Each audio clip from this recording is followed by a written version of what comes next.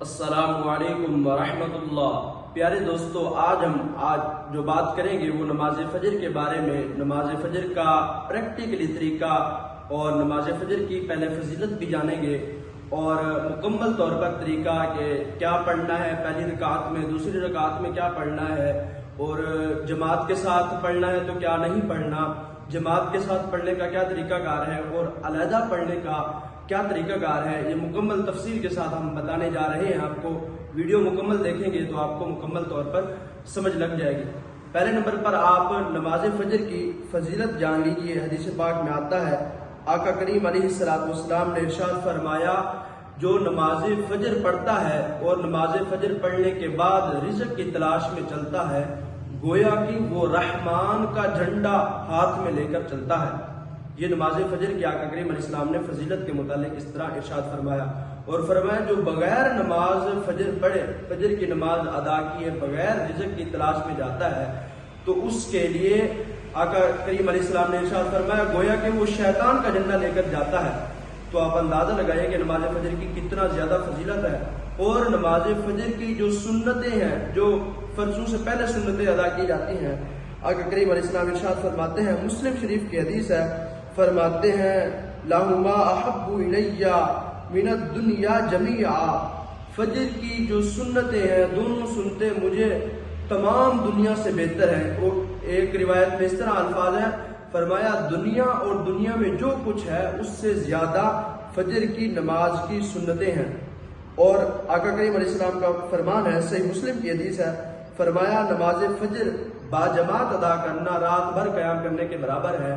اور عشاء کی نماز باجماعت ادا کرنا آدھی رات قیام کے برابر ثواب ہے، اور نماز فجر ادا کرنا یہ مکمل رات قیام کرنے کے ثواب ہے۔ اور اسی طرح نماز تہجد کی بھی فضیلت ہے بہت زیادہ۔ یہ دونوں خاموش نمازیں ہیں، اور یہ وہ وقت ہوتا ہے جب بندہ اپنے رب کے زیادہ قریب ہوتا ہے، یہ اللہ کے قریب ہونے کا وقت ہوتا ہے، اور اللہ تعالیٰ صبح کے وقت رزق بانٹتا ہے۔ تو نماز فجر کی مکمل طور پر آپ فضیلت جاننا چاہیں تو کافی ساری احادیث مبارکہ ہیں جس میں نماز فجر کی فضیلتیں بیان کی گئی ہیں، اور نماز فجر کو اللہ تعالیٰ نے بلند مرتبہ عطا فرمایا ہے، اور اس کے بارے میں آقا کریم علیہ السلام نے بہت زیادہ اہتمام کا بھی فرمایا ہے۔ اب جانتے ہیں اس کا طریقہ کار کیا ہے، اس کو کیسے ادا کرنا ہے، جماعت کے ساتھ کیسے ادا کرنا ہے۔ سب سے پہلے جانیے کہ نماز فجر باجماعت ادا کرنے کے لیے نیت کا ہونا بہت ضروری ہے، اور نیت جو ہے یہ زبان سے کہنا ضروری نہیں، مستحب ہے۔ نیت دل کے پکے ارادے کو کہتے ہیں، جو آپ کے دل کے اندر پکا ارادہ ہے، یقینی طور پر عقیدہ جو آپ بنا لیتے ہیں ارادہ، اس کو نیت کہتے ہیں۔ مثال کے طور پر اگر آپ نماز فجر کے لیے کھڑے ہیں، کسی نے آپ سے پوچھا کہ کیا کرنے لگے ہیں، آپ کا اتنا پکا ارادہ ہو کہ فوراً ہی آپ بتا دیں کہ میں نماز فجر ادا کرنے لگا ہوں، تو یہ پکا ارادہ ہوتا ہے، اس کو نیت کہتے ہیں۔ اگر حالت ایسی ہے کہ کوئی پوچھے کیا کرنے لگے ہو، آپ کا ارادہ اتنا کچا ہو کہ آپ سوچ کر بتانا پڑ جائے، تو یہ نیت نہیں کہلائے گی۔ زبان سے کہنا مستحب ہے کہ نیت کرتا ہوں میں 2 رکعت نماز فجر، اور نیت کرتا ہوں میں نماز ادا کرتا ہوں واسطے اللہ تعالیٰ کے بندگی، اللہ تعالیٰ کی منہ طرف خانہ کعبہ شریف کو، اور پیچھے امام کے اللہ اکبر۔ اب اللہ اکبر یہ سب سے پہلا رکن ہے، پہلا یہ نماز میں فرض جو ہے وہ تکبیر تحریمہ پہلا فرض ہے۔ اب تکبیر تحریمہ میں بہت سارے لوگ جو غلطی کرتے ہیں وہ یہ ہے کہ امام صاحب ابھی اللہ اکبر کہنے کے لیے ہاتھ اٹھاتے ہیں، اور ہاتھ ابھی نیچے باندھے نہیں ہوتے، جو پیچھے حضرات ہوتے ہیں وہ جلدی سے کہتے ہیں اللہ اکبر، یعنی امام سے آگے بڑھ جاتے ہیں، ہاتھ پہلے باندھ دیے جاتے ہیں، پتہ ہی نہیں چلتا کہ ہم نے پہلے باندھے یا بعد میں باندھے۔ تو یہ بہت بڑی غلطی ہے، اگر پہلے ہاتھ باندھ لیے تو نماز سرے سے شروع نہیں ہوگی۔ ہاں جی، یہ یہاں پر بہت احتیاط کرنی چاہیے کہ نماز فجر کے لیے یا کوئی بھی نماز ہو، اگر ہاتھ آپ نے پہلے باندھ لیے تکبیر تحریمہ میں تو نماز بالکل نہیں ہوگی اور شروع ہی نہیں ہوگی۔ دوسری جو بات ہے اس میں کہ بعض لوگ اللہ اکبر کہتے ہی نہیں زبان سے، بس کر کے ہاتھ ایسے ہی باندھ لیتے ہیں، آواز ہی نہیں آتی ان کی، بالکل یہ بھی بالکل درست نہیں ہے۔ اتنا بولنا کہ آپ کے کانوں تک وہ آواز آ سکے، اگر کوئی شور نہ ہو، کوئی پنکھا وغیرہ یا کوئی شور نہ ہو، تو وہ آپ کی آواز اپنے کان سن سکیں، یہ بہت ضروری ہے۔ اور یہ یاد رکھیے تکبیر تحریمہ کے لیے ہتھیلیوں کا قبلہ رو ہونا یعنی سیدھا ہونا یہ بہت ضروری ہے۔ ہتھیلیوں کو، یہ ہاتھ کی ہتھیلیاں ہیں، ان کو قبلہ رو رکھنا چاہیے۔ اب سب سے پہلے آپ ہاتھ باندھنے کے بعد ناف کے نیچے ہاتھ باندھیں گے، دائیں ہاتھ نیچے بائیں ہاتھ اوپر رکھ کے اس کی جو یہ 2 انگلیاں ہیں، انگوٹھا یا چھوٹی انگلی یہاں سے پکڑ لیں گے اور یہ 3 انگلیاں ہاتھ کے اوپر رکھ دیں گے، تو یہ ہاتھ ناف کے نیچے باندھ لیں گے۔ اب امام اور مقتدی دونوں ثنا پڑھیں گے، سبحانک اللہم و بحمدک و تبارک اسمک و تعالی جدک ولا الہ غیرک۔ اب تعوذ اور تسمیہ پڑھنے کے بعد امام صاحب قرات کریں گے بلند آواز میں، سورہ فاتحہ اور سورۃ اخلاص پڑھیں گے۔ مقتدی یہاں پر چپ رہے گا، کچھ بھی نہیں پڑھے گا، کیونکہ حدیث پاک میں آتا ہے آقا علیہ السلام نے ارشاد فرمایا امام کی قرات مقتدی کی قرات ہے، تو یہاں پر مقتدی خاموش رہے گا۔ اس کے بعد سورت ملانے کے بعد رکوع میں جائیں گے، رکوع میں جانے کے لیے امام صاحب تکبیر کہیں گے، مقتدی بھی تکبیر کہہ کے سیدھے رکوع میں چلے جائیں گے، اللہ اکبر۔ اب رکوع میں جانے کے لیے جو ہاتھ ہیں یہ گھٹنوں پر رکھ لینے چاہیے، ہاتھوں کی انگلیوں کے ساتھ گھٹنوں کو پکڑ لینا چاہیے، اور یہ ہتھیلی جو ہے یہ گھٹنوں کے اوپر آ جانی چاہیے اور انگلیاں یہ ارد گرد ان کو پکڑ لیں۔ تو اب کمر بالکل سیدھی رکھنی ہے اور سر بھی کمر کے برابر رکھنا ہے بالکل، اور اتنا کمر سیدھی ہو کہ اگر پانی کا پیالہ کمر پر رکھ دیا جائے تو وہ نہ گرے، یعنی اتنا سیدھی کمر ہو کہ پانی کا پیالہ بھی اوپر رکھا جا سکے۔ اب 3 مرتبہ سبحان ربی العظیم مقتدی اور امام دونوں پڑھیں گے، کم از کم 3 مرتبہ ہے، 5 مرتبہ بھی پڑھ سکتے ہیں۔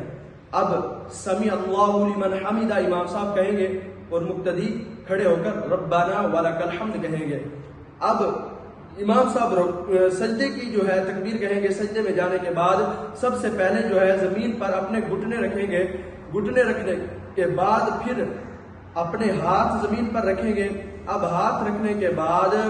اپنا جو ناک ہے وہ زمین پر رکھنا ہے، پھر اپنا ماتھا جو ہے یہ زمین پر رکھنا ہے، اور پاؤں کی جو انگلیاں ہیں ان 10 کی 10 انگلیوں کو قبلہ رو ہونا چاہیے، پاؤں کی انگلیوں کو موڑ لینا چاہیے قبلہ کی طرف، اور یہ 7 ہڈیوں پر ادا کیا جاتا ہے سجدہ۔ پاؤں کی انگلیاں، گھٹنوں کی پاؤں کی انگلیوں کی ہڈیاں اور گھٹنوں کی ہڈیاں، ہاتھ اور یہ ناک کی ہڈی، ان پر سجدہ کیا جاتا ہے زمین پر۔ ناک کی ہڈی کو جو زمین کی سکتی ہے وہ محسوس ہونی چاہیے۔ اب سجدے میں دھیان رکھیے کہ اپنی جو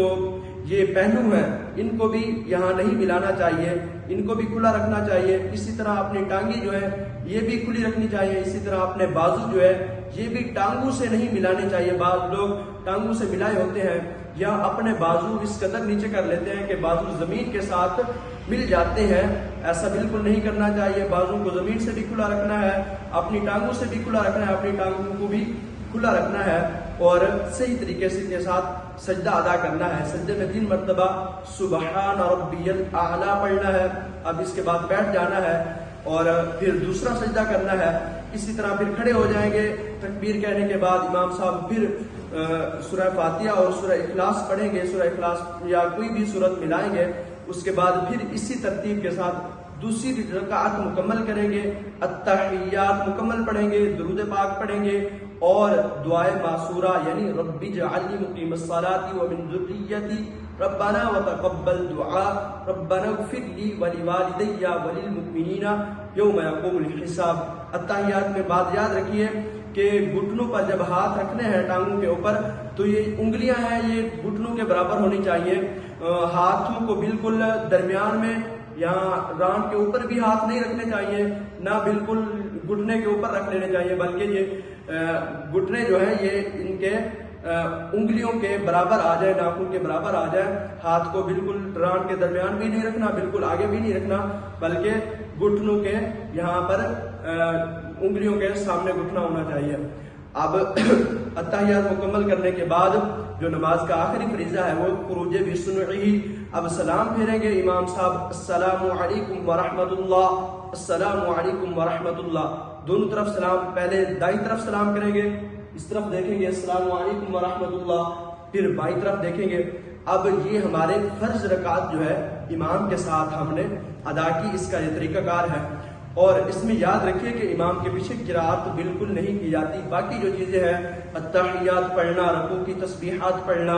اور سبحانک اللہم پڑھنا، یہ مقتدی اور امام دونوں پڑھیں گے۔ اب یہ ہماری 2 رکعتیں مکمل ہوئی، نماز فجر مکمل ہوئی، اور نماز فجر کی جو سنتیں ہیں ان کے بارے میں آقا کریم علیہ السلام نے بہت ان کی فضیلت بیان کی ہے، اور یہ جو ہے نماز فجر کے بعد بالکل نہیں پڑھی جاتی، یہ نماز فجر سے پہلے ہی پڑھنی چاہیے، یعنی کہ فرض نماز ادا کرنے سے پہلے ہی سنتیں ادا کر لینی چاہیے۔ اگر آپ دیکھتے ہیں کہ جماعت کھڑی ہو چکی ہے، امام صاحب پہلی رکعت میں قرات شروع کر چکے ہیں، اگر آپ دیکھتے ہیں کہ امام صاحب جو ہے وہ فجر میں ہمیشہ طور پر جو ہے وہ زیادہ قرات کرتے ہیں، لمبی قرات کرتے ہیں، تو آپ اتنا اندازہ لگا لیجئے کہ میں اگر سنتیں ادا کروں گا تو میں دوسری رکعت میں امام صاحب کو پا لوں گا، تو جلدی سے سنتیں ادا کر کے دوسری رکعت میں آپ مل جائیے۔ اگر ایسا نہیں کر سکتے، آپ دیکھتے ہیں کہ میں التحیات میں آخر تک جو ہے امام صاحب کو پا لوں گا جماعت میں، تو پھر بھی آپ کے لیے یہی حکم ہے کہ آپ سنت فجر کی پہلے ادا کر لیں۔ یہ یاد رکھیے کسی اور نماز کے لیے نہیں، یہ فجر کی سنتوں کے لیے ہے۔ اگر کوئی اور نماز ہے تو وہ آپ فرضوں کے بعد بھی پڑھ سکتے ہیں، لیکن فجر کی نماز کے بعد سنتیں ادا نہیں کی جاتی، نہ ہی نفل ادا کیے جاتے ہیں، سجدے والی عبادت نہیں کی جاتی، قرآن پاک پڑھا جاتا ہے، تسبیح پڑھی جاتی ہے، لیکن فرض پڑھنے کے بعد، فجر کے فرض پڑھنے کے بعد اگرچہ ابھی 1 گھنٹہ بھی باقی ہو